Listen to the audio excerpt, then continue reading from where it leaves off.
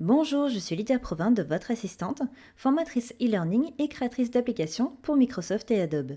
Comme nous l'avions déjà vu lors du tutoriel Calculer le nombre de jours entre deux dates avec Access, fonction dateDiff ou diffDate, il est possible de calculer un nombre de jours, mais aussi de mois ou d'années entre deux dates. Dans ce tutoriel, nous allons voir comment calculer l'âge par rapport à la date du jour, avec une condition si un enfant a moins de 2 ans, mais aussi comment calculer un âge révolu sur Access.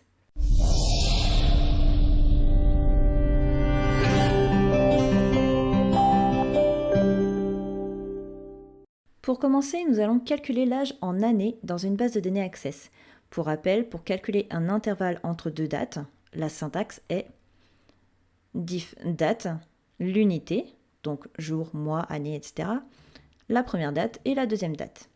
Donc pour les besoins de ce tutoriel, je vais utiliser une base de données où j'ai une table T inscrit. Donc en mode création, il y a simplement ID inscrit, civilité, nom inscrit, prénom et date naissance.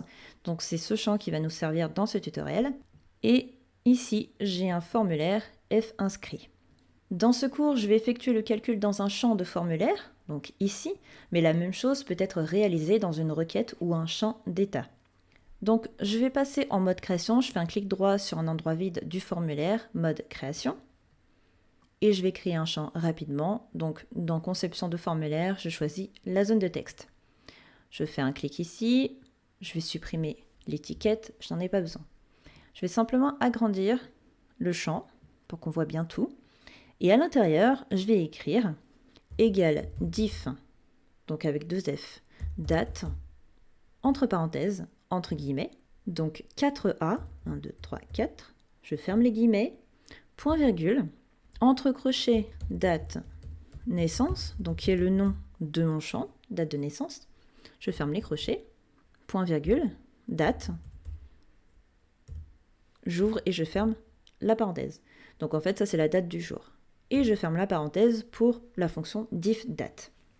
Je clique ailleurs, tout va bien, je n'ai pas de message d'erreur, donc je vais passer en mode formulaire en faisant un clic droit sur mon onglet mode formulaire.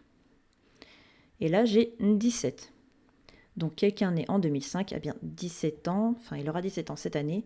Je vais passer en mode création, je vais cliquer pour avoir le formulaire et je vais de nouveau afficher les boutons de déplacement pour qu'on puisse naviguer. Je retourne en mode formulaire, donc là 17, 32, 60, etc. Donc là, ça m'a l'air correct. Donc pour ne pas avoir de chiffres ou nombres qui se baladent tout seuls, bon là j'ai mis un grand champ pour qu'on puisse bien voir la fonction. Mais sinon je vais avoir un 50, un 60 qui se baladent tout seuls. Donc ce que je vais faire, je vais passer en mode création.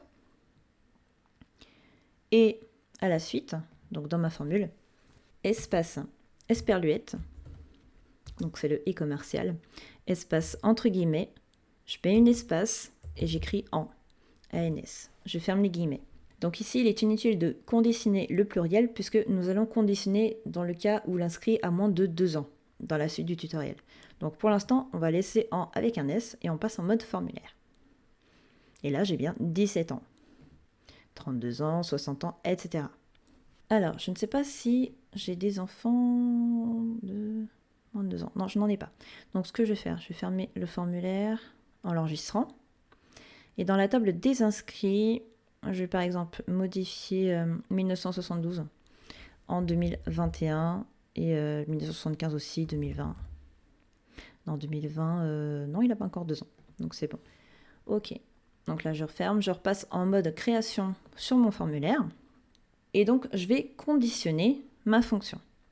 Donc ce que je vais faire, je vais couper ce qui se trouve après le égal. Donc CTRL X, et je vais écrire vrai, faux, donc qui équivaut au si sur Excel. Entre parenthèses, là je colle CTRL V ma formule. Par contre, j'enlève l'esperluette, voilà, je m'arrête vraiment à la fonction, et je mets plus grand que 2, donc plus grand que 2 ans, point virgule, alors ma fonction, où cette fois-ci je garde mon ANS pour les ans, puisque là c'est plus grand que 2 ans, point virgule, alors là je vais coller ma fonction encore une fois, je ferme la parenthèse, parce que je referme mon si, et par contre on va remplacer par mois. Et à la place des 4 derniers A, on va mettre M pour avoir les mois. Alors, on va cliquer ailleurs pour vérifier. Non. Ok, je me demande si j'ai pas mis une parenthèse de trop. Ouais. Non, il n'y avait qu'une seule parenthèse. Alors, ce que je vais faire, je vais agrandir. Voilà. Donc, on a si l'âge est plus grand que 2. Alors là, on garde ce qu'on a fait tout à l'heure. On met l'âge en années et on rajoute an. Et sinon, on met le calcul du nombre de mois avec le mot mois. Donc soit c'est strictement plus grand que 2, soit c'est plus petit. Donc dans les deux cas, on a un résultat. Donc maintenant, je vais aller vérifier ça. Ce que je vais faire, c'est que je vais rétrécir, ça fera un petit peu mieux. Et je passe en mode formulaire. Donc là, 17 ans, ça ne change pas. 32 ans, 60 ans, 4 mois. Donc là, de septembre à janvier, on est en janvier encore, à 2022, on a bien 4 mois. Et là, 22 mois. On n'est pas encore arrivé au 24e mois qui aurait fait que nous serions passés à des années. Enfin, on va calculer un âge révolu dans une base de données. Donc dans nos exemples, l'âge n'a été calculé que par rapport à l'année en cours. Donc plus on se rapproche de la fin de l'année, moins le risque d'erreur existe. Mais au moment où je tourne cette vidéo, nous sommes le 23 janvier 2022, et avec la méthode que nous venons de voir, Access considère que quelqu'un né en avril par exemple, ou mars même, mais je crois que j'avais avril. Voilà, avril. Voilà. Cette personne est censée déjà avoir fêté son anniversaire. Donc si je fais, coup de calculette, 2022 moins 1957, on a bien 65. Or, on n'est pas encore le 15 avril, donc cette personne a encore 64 ans. Donc c'est ça l'âge révolu, c'est vraiment quand la date est vraiment dépassée. Pour calculer cet âge révolu, on va modifier notre formule. On va passer en mode création. Alors ce que je vais faire, c'est que je vais copier le champ, CTRL-C, CTRL-V, pour qu'on puisse voir la différence. Et donc dans ce deuxième champ, je vais garder que le égal, et je vais écrire entre parenthèses date. J'ouvre et je ferme les parenthèses pour voir la date du jour, moins entre crochets date naissance, donc toujours mon champ avec la date de naissance. Je ferme la première parenthèse, donc là j'ai la date du jour moins la date de la naissance, donc c'est ce que je viens de faire sur la calculatrice, et ensuite je divise par 365,25. Pourquoi 0,25? C'est tout simplement parce que ça permet de rattraper les années bissextiles.